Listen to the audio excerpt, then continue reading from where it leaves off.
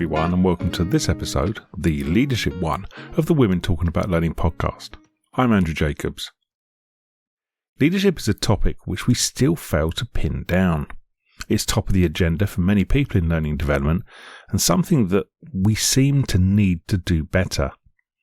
We've three excellent guests this week who'll share their insights on the unique challenges that women face in attaining leadership roles, as well as the innovative approaches they've taken to cultivate confident, purpose-driven leaders. Our first guest is Vicky Yaffe. Vicky is CEO and founder of Time Hackers and is a certified professional coach. She hosts the podcast Hack Your Time, which has been downloaded over 700,000 times, and is the creator of the Time Hackers program. Vicky specialises in helping busy overachievers unlearn time rules and drop their time management to-do so they can get more done in less time. Our next guest is Anita Guru.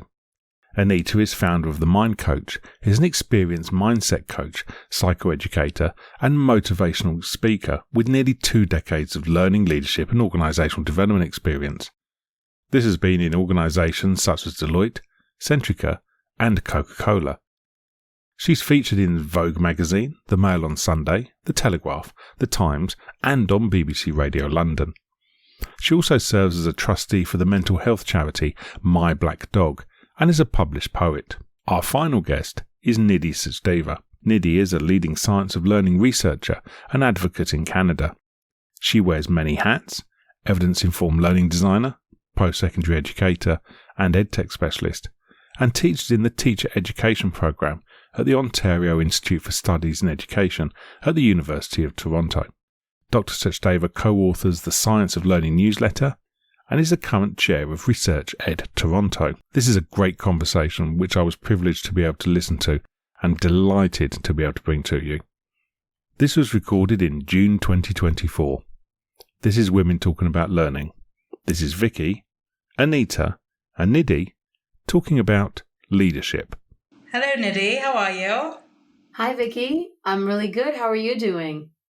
I'm good. Where are you dialing in from today? I am dialing in from Toronto, Canada, and it's a lovely summer, warm, with a little hint of breeze in the air kind of day. It's really lovely, and it's great to meet you. Hey Anita, how are you? Hi Nidhi, nice to meet you. I'm good, thank you. And yourself? Very good, thank you. Where are you calling in from? I'm calling in from Surrey in the UK, and I'm also pleased to say we've had a very hot week. Unusual for the UK. That's awesome. That's great. So, Vicky, nice to meet you. Where are you dialing in from today?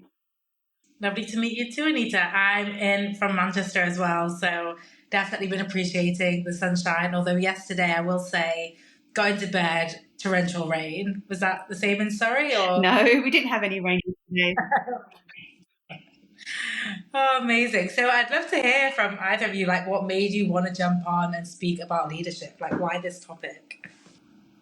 Yeah, for me, it's an area like I've worked in development, worked in leadership development, but for me, it's so critical because the role of the leader is so important in the workplace, and understanding what makes a good leader and what's the impact of a leader and how can you be displaying some of those behaviours that are going to create, for example, a psychological safe workplace, make people feel supported, and so that they can perform. So yeah, it's really important, the role of the leader. So yeah, it's good to have this conversation.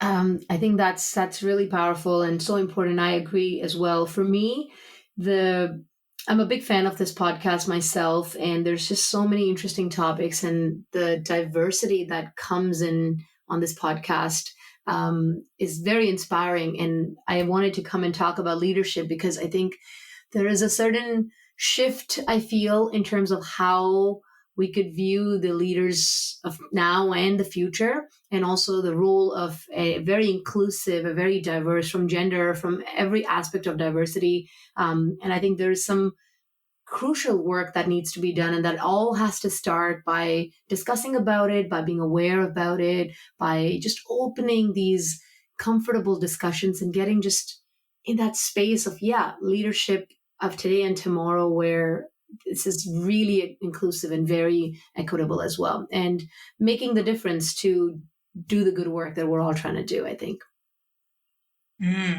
So what do you think it means, or like what do you think are some of the key risks that exist because of this amazing benefit that we're seeing in the increased diversity in leadership?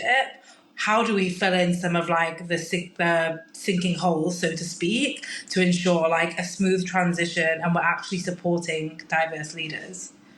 I think, as I mentioned, like definitely initiating this discussion, talking about it, and then coming up with like real practical ways, increasing accessibility, increasing opportunities for people within, especially the learning space, I would say also, and trusting each other, giving each other that space. And I really am a big believer in empowering each other. So I have a skill, you have a skill, I lack something, and I come to you, and then we make something bigger together. And I think bringing people together and really sharing that empower sort of moment. I mean, we were talking in the learning space as well, within the learning space, and making path easier for each other. It's like, I take a step and that step's now made. So it's great if someone can actually use that step. If it's a deep snow, if you think about it, right? It's like, I don't know which way to go. I have taken that step and I've learned from that. And then you do that step too. So I think that would be really good. Anita, do you want to add to that? Yeah, and I think as the leadership sort of demographic changes, and even if you're thinking about the generational changes, in addition to diversity, the future landscape is going to look very different in terms of expectations of a leader. But also then if you think about it from the leadership learning perspective, there's been so much change in, what's the focus, what's a good leader, what are some of the skills. But I think what it's moving toward is leaders being more self-aware and developing things like emotional intelligence. So that's going to play a real key part. And what that does is it crosses over with things like well-being, mental health. So if you have an emotionally intelligent leader, that's going to have a huge impact on their team, on the workforce. So then how do you bring in those aspects in leadership development? And, you have things like psychometrics, you have things like coaching and giving the feedback, doing the deep dives. And, I got certified in a leadership psychometric. So it's leadership development profile. And it looks at it from a existential sort of perspective of, as a leader, where are you now? And what does that look like? Where are you in your life, almost your leadership life cycle, and where are you going and how are you going to get there? So I think there's so much scope to look at the learning perspective and how do we get emotionally intelligent leaders. Yeah, so I would also add my expertise is around time optimization and productivity. And I think we're seeing this shift already in the workplace around more diversity around even how we work, hybrid, remote, flexible, all of these different shifts that we're seeing. And I think if we want to continue to promote diverse leadership and not just, as well as age diversity, race diversity, gender diversity, also, we want to be seeing working parents in leadership. We want to be seeing neurodiverse people in leadership. We want to be seeing people with chronic illness in leadership. Then we have to continue to be thinking around the rules and the structures that we have around time, not only to become a leader, but the expectation of leaders, and be thinking around like, do we really care about like someone being in at 7 and out at 7, or do we care about the results that they're producing, and how are we going to facilitate that, and how does that open up, continue to allow us to diversify leadership and support leaders in their actual true goals, which are not just to look busy, but are to be effective. Yeah, those are really beautiful things that you both are sharing. Made me think of sort of an idea of the role models too, right? Like we're having champions, and once. I'm thinking I grew up in India, and I've been living in Canada now since 2007. But I remember, as a young girl, if you see someone doing something and your regular view of how you've seen someone who leads or someone who is let's say managing a team or, a doctor as a kid, but then all of a sudden you see someone that does not match that regular stereotype that you've grown up with, and you're just like oftentimes just blown away with that idea, right? So you mentioned like people with, let's say, various kind of challenges also being in leadership positions. So when we see something that's just a little bit outside of what we've always seen, that just can be very inspiring, and really making space for those kind of champions that can inspire further. I'm right now thinking about one of my very favorite sort of speakers and leaders. Her name is, perhaps you've heard of her as well. Her name is Reshma Saujani, and she's created this amazing organization called Girls Who Code. And it's this idea that, she would go to all these schools to do these sessions and would see that there were not many girls in that position, and would think to herself that eventually a lot of this math and science and coding leads to a lot of like leadership positions. But if we don't start things at the foundation, then how's that going to work? So her being a role model, I see that. And then her starting this huge movement. My daughter actually loves to read that book as well. So I think things, what you mentioned of emotional intelligence, diversity, empowerment, different views of what leaders in learning could look like, and having these role models could be a very, the kind of shift that we're really looking for right now, right? What do you think, Vicky? So I think the more examples we see, the better. And I'm also aware of, I don't think it's fair to require people to share things vulnerably. And I think that we want to balance the, you get to just, do the same work as everyone else. Because in my work, a lot of for example, the women that I work with will say they are dragged to all client meetings so that they can show that there's women on the team. So this could be in the investment space, for example. So actually it ends up being a disadvantage to them. And they are taken away from their day job so that people can see examples of diverse leadership. And I think we just want to balance, yes, we want to inspire the next generation, but you don't have to. You can choose to if that's something that appeals to you. And we're just balancing this additional, or you're going to be compensated for it, and we're going to factor this into performance reviews. We're going to factor this into different, work requirements. So we're not just piling the work on diverse individuals so that we can check the box that we have that representation. Absolutely, 100%. That's a really important point. And I noticed that Andrew sort of mentioned is that, lots of token EDI in leadership space, and we don't want that. It's so important to be very, very careful about that, for sure. Just maybe I'll mention a question, and I see that Andrew's mentioned that too. What do we think leadership and learning look like, and what's good leadership and learning look like? Maybe we can talk a little bit about that and bring the focus a little bit to learning as well. Any thoughts, Anita? You want to go first? I think being a leader in the learning space, I think it's really about taking it outside the box, looking outside the box, thinking differently. So how do you almost move your team, your work, your organization in a way to not do what you've always done and get the same results? You almost want to know what's different out there. So it's a huge movement with obviously AI. There's so many opportunities to integrate some of those aspects into what you do and what you sort of deliver in a learning perspective. But it's also how can get creative. And some people might be fearful of change or fearful of doing something that you've not done before, you don't know enough about. But it's almost trusting yourself and trusting your team who might have experience or insights or understanding, and actually exploring what are the possibilities. So really, I think pushing the boundaries. Obviously, there's different industries where there's risks and you've got to take considered risks, but I think it's really looking at how you can do it differently, and not fearing that change and being a bit innovative. And I think that's where, from my experience in leadership in general, innovation and creativity tends to be lacking. That might be a bit controversial, but I think that's the skill that, you tend, creative industries aside, but that's something I think it's harder to harness in leaders. And then how do you then create some of that? Vicky, you would like to add something to that? That was so good, actually, or comment on that. I think that was just really, really powerful. Thinking outside the box, for sure, and being open to that creativity, for sure. Yeah, I think it's really important. I think it's the one thing that, we're speaking about AI and technology, and it's like the one thing, like I always say, like our humanity is my favorite thing about us.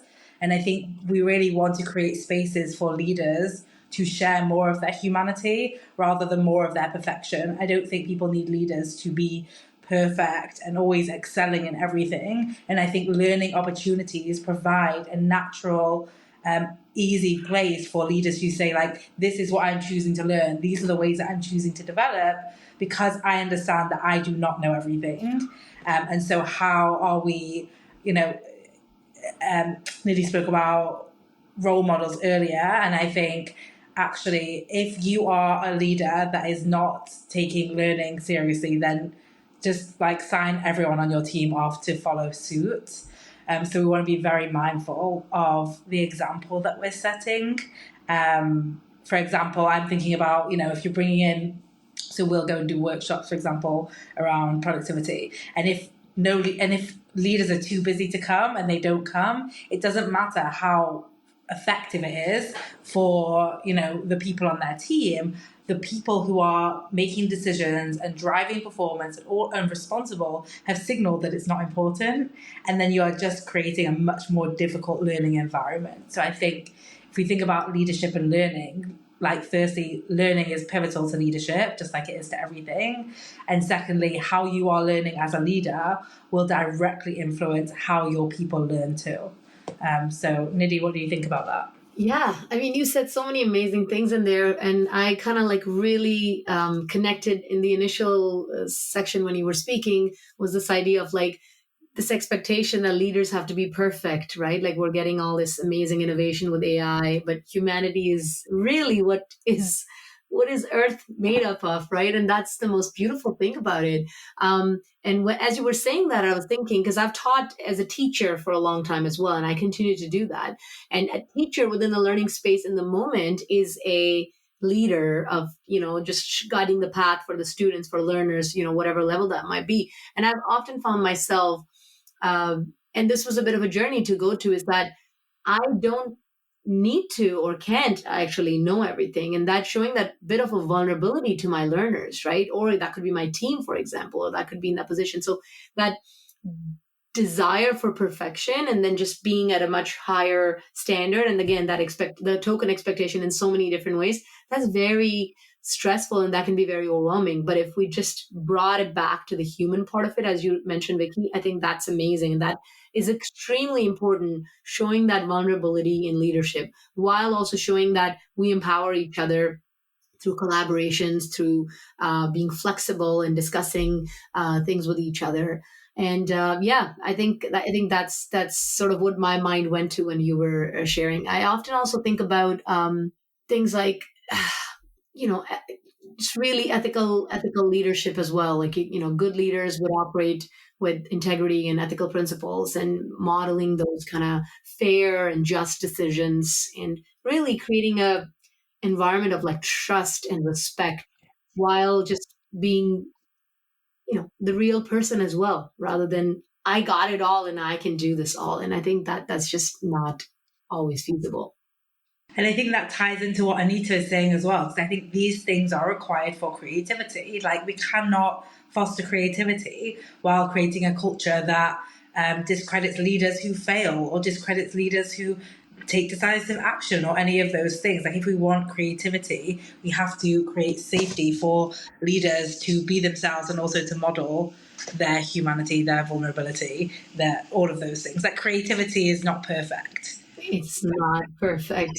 I mean, if I think of all these amazing, artists from back in the day, and if they didn't try and make mistakes and just do something with it and then look back, have that bird's eye view, then we wouldn't be marveling at, the things that we see that all these fantastic creations have done. Even if you're developing a technology piece, it's like it never is perfect in the first time. You do a lot of testing on it, and so yeah, making space for those errors for leaders and not discrediting. I think that's an extremely powerful point that you're sharing.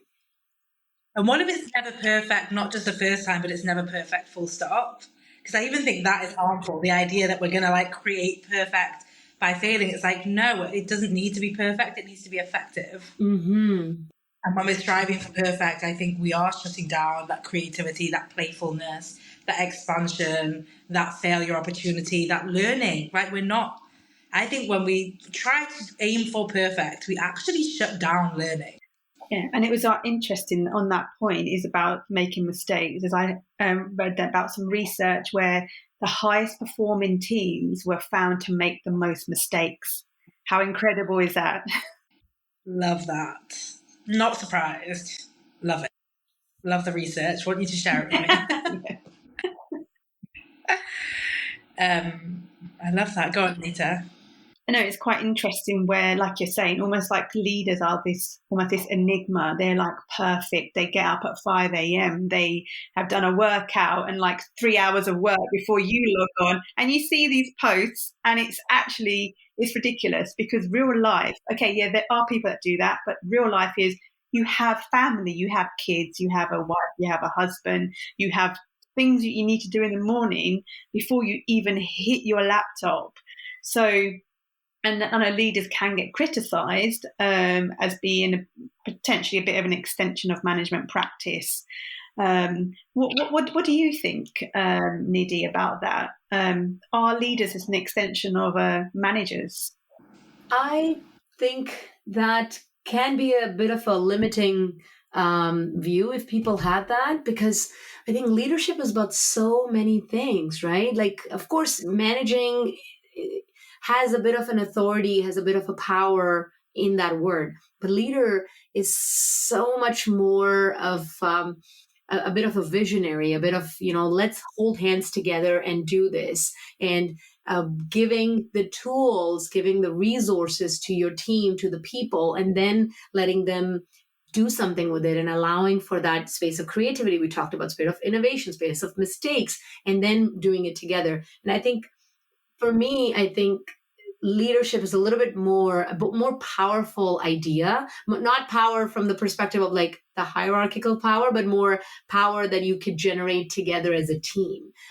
That's sort of what I think about it. And I'm thinking you perform this role, and you mentioned this perfect image of a leader. You also mentioned, you have kids, you have family, you have husband and wives and things like that. And there's responsibilities, but you're also performing. But even in those other roles of your life, you are being a bit of a leader. Like, when I'm talking to my kids, not as like a leader with more power, of course, I'm their parent, but also giving them resources and letting them do. That's a bit of a leadership space I created for myself, and I gave it to them so they can pass it on. Or in my role as an educator, in my role as working with my team, in my role as running a conference, for example, bringing all these people together and giving them the resources and just doing something where I feel manager is more like, okay, let's manage. And it could just be like a semantic difference for me, but that's sort of how I'm seeing this.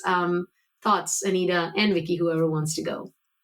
I think the idea behind a business, behind an organization, is partnership across management, leadership, individuals. So I don't think it's a problem if we do see parts of these different departments or different people as an extension of each other, because we should kind of all be tied together. There should be no role within the organization that's an island. I think what's interesting to think about there is being intentional around the dialogue and the conversations happening, the communication generally, like what's being shared, what's not being shared, and why, how we're building trust within an organization, how we're building relationships, how we're fostering support. Anita spoke about psychological safety earlier on. For example, like how are we communicating changes in the organization, like if we are letting people go, if we are being bought, things like that happen that do impact everyone. What's the role of the leader there? And versus like how are they supporting like management? That's what I would say is interesting. Yeah, and just to add to that, I suppose it's almost the way I see it is the leader is ultimately accountable for what's happening within that team, how the team are performing, and almost they're selling a vision, but they're also helping them along the way on that vision to get to the place that they need to get to. They're less involved in the detail and they're more involved in, I suppose, decision making and kind of, in the direction. So, yeah, I think there's a lot more that sits on a leader, and they're responsible for making those things happen, which are almost, the strategy of the company or strategy of their department, whatever that might look like. But managers are more about in the detail, getting into making things happen and being more operational, I suppose. Yeah, and I think what's interesting with what Anita just shared too is, like, I tend to think about the fact that, like, often, like, different brains, different people are attracted to different roles. So the person that's attracted to a sales role will operate differently and respond to different styles of leadership than potentially a person who's attracted to a data role. And that's why I think it's important that leaders have autonomy. Leaders, managers have autonomy so that we're not looking at like everyone operates the same in this organization and everyone, for me, everyone must work the same hours and everyone's structure must look exactly the same. We're not accounting for the diversity in brains, the diversity in styles, the diversity in work, and all these different things. And that's the advantage, I think, of having more of that spread and additional support and really allowing it to be like, okay, we might be on islands, but those islands are connected by bridges. Sorry, I keep referring to islands. I need a vacation. Islands are great. Yeah. You just reminded me, Vicky, of this visual that I've seen, and I think it was based on the idea of assessment, because we all get assessed and evaluated for our work that we do, and also in schools. But this visual was the person who's sitting on the chair. It's like a cartoon, I think, and there's an elephant, perhaps. There's a fish, and there's a monkey, and there's like 4 or 5 different species of animals. And I say, okay, next task you're going to be assessed on is climbing the tree, right? Now you think about it, it's like that is not for everyone. An elephant climbing a tree or a fish, how do you do that? It was a fish in a bowl. It was a very powerful thing. What you just said really reminded me of that. Yes, people will have their different skills based on their desires, based on their passions, based on what really moves them.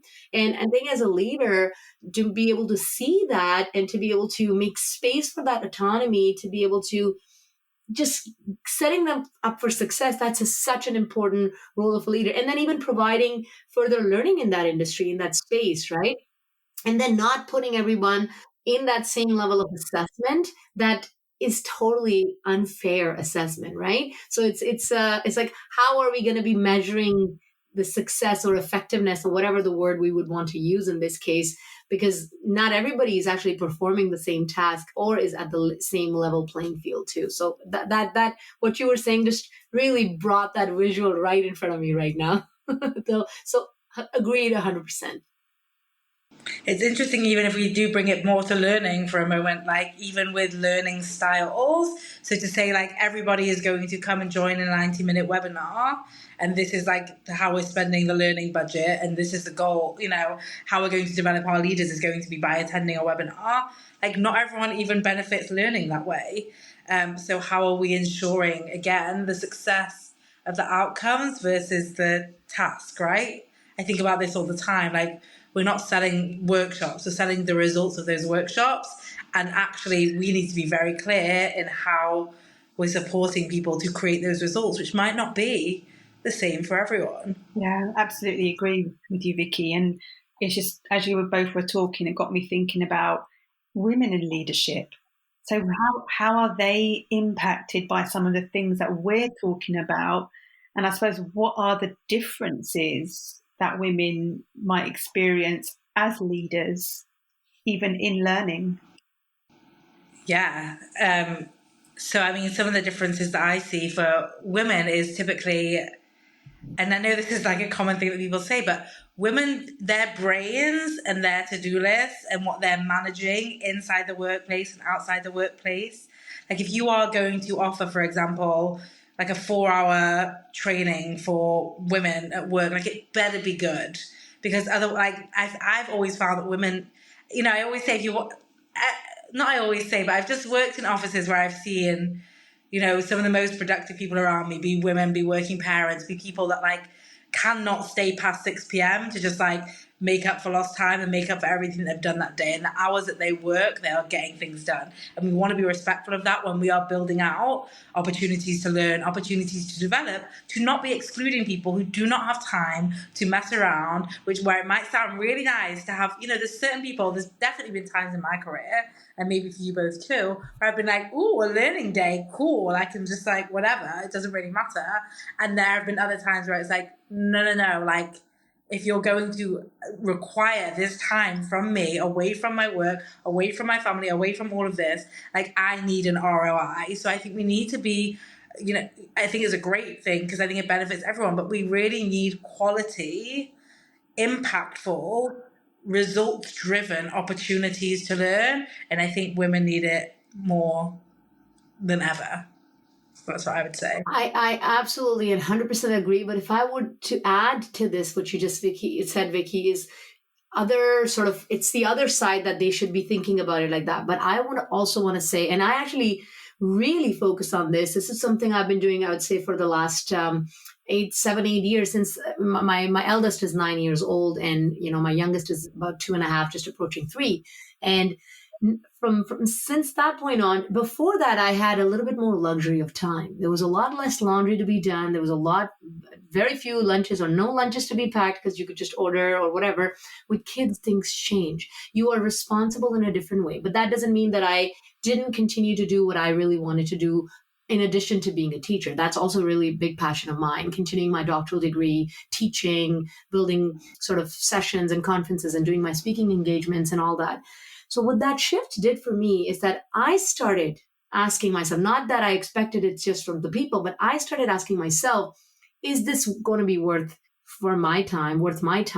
And is the ROI big enough? Whatever, it could be in the value of dollars, or it could be in the value of opportunity, experience. What is it going to do to me, for me? And I think as women in leadership positions or in positions of any kind of decision making, especially in learning also, I started to actually have a much bigger filter and a much finer filter, I would say, where it said, should I do this? And I think that was a bit of an empowering moment for me. And when I started saying no or yes, like it changed something. So I would say, yes, it would be great if the organizational structure was set up like that I don't have the luxury of time, make this working session or training amazing for me. But as a woman, I would also want to encourage, others that asking that question and being so true and answering it in like a more assertive way is extremely important. And that actually really did help me, because then I would start to say no, start to say yes. And it changed the conversation I was having with people. I just don't do. Somebody said, oh, we can meet Friday night at this time or weekends. I said, I don't do Friday evenings or weekend meetings, right? So we were going to find time another day, kind of thing, right? So things like that. I just wanted to say that I think organizational structure is important, but it's like this individual empowerment is also really, really important to say. The luxury of time / ROI, return on investment, has got to be something important. So I'd love for you to sum it up for people so that they have like a question to ask themselves. Like, what is the question that they want to ask themselves when an opportunity comes on their desk? Is it worth my time? And is it worth me spending away that time that I would spend with my family, with my kids? Could I add to that a little bit? Absolutely. Because I think the question is not, is it worth my time? Because you don't know in advance. I think the question is almost like, what result will make this worth my time? That's really beautiful. You know what I mean? So then you're clear on what you want from it. And then in pursuit of that, you might be like, actually, there is no result from this. that is worth my time. I'm thinking about someone I know who, like this amazing stylist that comes in and does for women like wardrobe stuff or whatever, and it's amazing. It sounds amazing. Like, it's just not my jam. There's no result that's going to come from that that's going to make it worth my time. So answering that question, I'm like, oh, like even if I got a really clean, amazing capsule wardrobe and threw out all my stuff, like it's still not going to do it for me. 100%. That was well said, Vicky. Thank you. Anita, would you like to add to this fantastic conversation? It's been amazing listening to both of your insights, and I suppose looking at it from a different perspective, and it is about having an agile and flexible culture approach to learning, and really how do you deliver the learning, what's the accessibility, which is not just important for women, but everybody, and making sure that it's not just one approach. It's like doing it differently, thinking about the blended learning, etc. But I suppose as a woman, I'm just thinking about in leadership, and before even getting there, it's almost the life cycle of a woman and the different things and the phases and stages that women go through, and how that impacts things like your core beliefs about yourself, your limiting beliefs, your ability to function cognitively. And I know in this podcast series, menopause, for example, has been covered. So it's really thinking about different life stages, how it impacts women in different ways, and how you support those women to remain in the workplace, but also are able to transition into leadership positions, but also remain in leadership positions. Because, there's so much out there about women who experience menopause and they end up leaving the workforce. But what can you put in place to keep them in the workforce and make sure they feel supported and they're able to continue in their roles? You're nodding, Nidhi. Yeah, no, I'm thinking thoughts that you just shared, and I'm thinking, a phase before that, deciding to become a parent, having kids, and how could we make it structurally possible? Because there is a lot of brain power, there is a lot of innovation, a lot of great ideas, but because someone has to be at home with the baby, or because of menopause or other situations that organizationally it's just not set up, and it's just a lot of unused, wasted talent where we could be doing things. We just need to be creative, and I think women in leadership or anybody in leadership could really actually support this. And if we just thought, and you going back to Anita, what you said, outside the box, not what we've been doing all this time, but really shifting that gear and changing, maybe even taking different direction, or maybe taking different routes for different people that work. And again, going back to what Vicky said, that everybody has different sort of desires and patterns and ways of doing things. And I think that does come from good leadership for sure. So yes, agreeing with what you just said.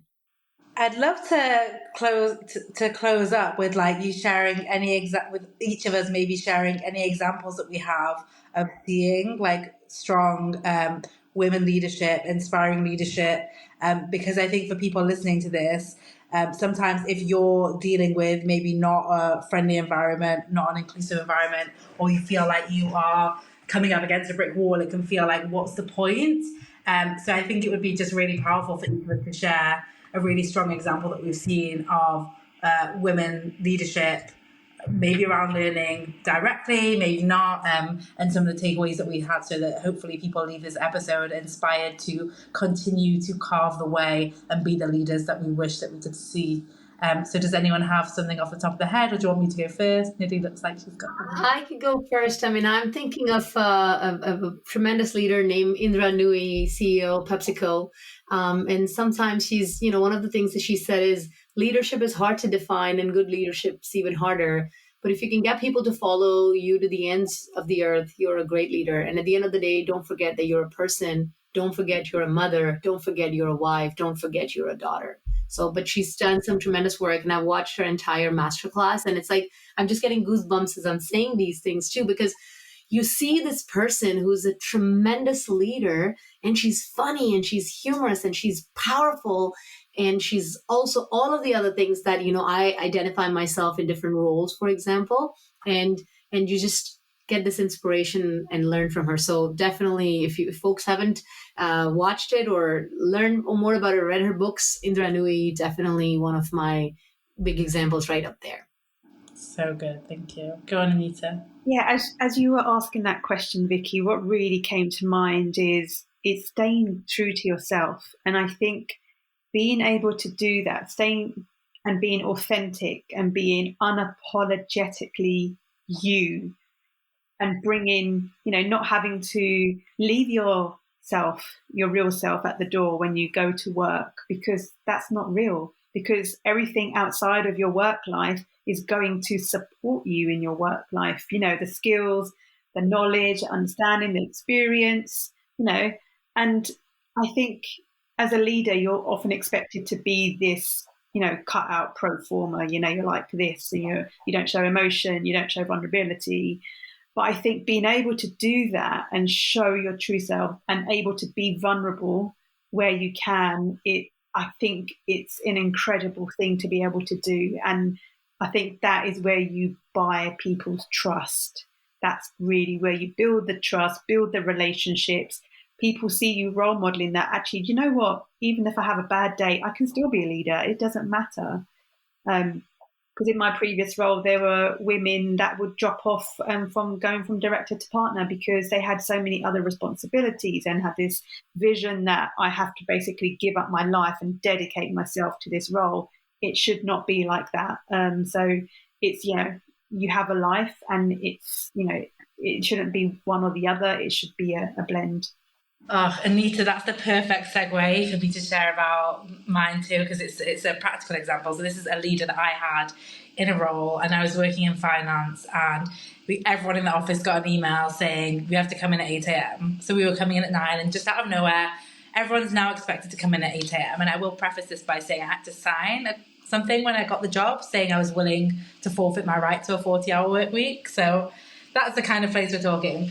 And the head of my team at the time was a woman and was a mum. And at the time she had 3 young kids who now are at university, just to give some perspective. And she replied and said, no. She said, no, the morning is when I spend my time with my kids. I'm not there when they get home from school. I'm not giving that up. So me and my team will not be coming in earlier. Thank you.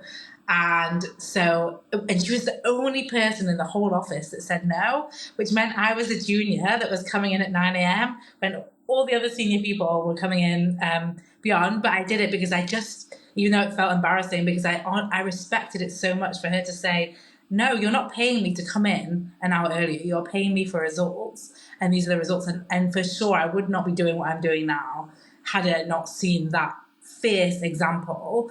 And it might have been one decision and one moment and one email, but that has fundamentally changed me and inspired, I think, the work that I do now that's helped thousands. So I just really, for anyone listening, like, lead for yourself, but lead for those that are following you, and lead for the example that you set, because it's so much, even when it's hard, or maybe especially when it's hard, it's impactful, it's working. That's what I want women leaders to know, like, it's working.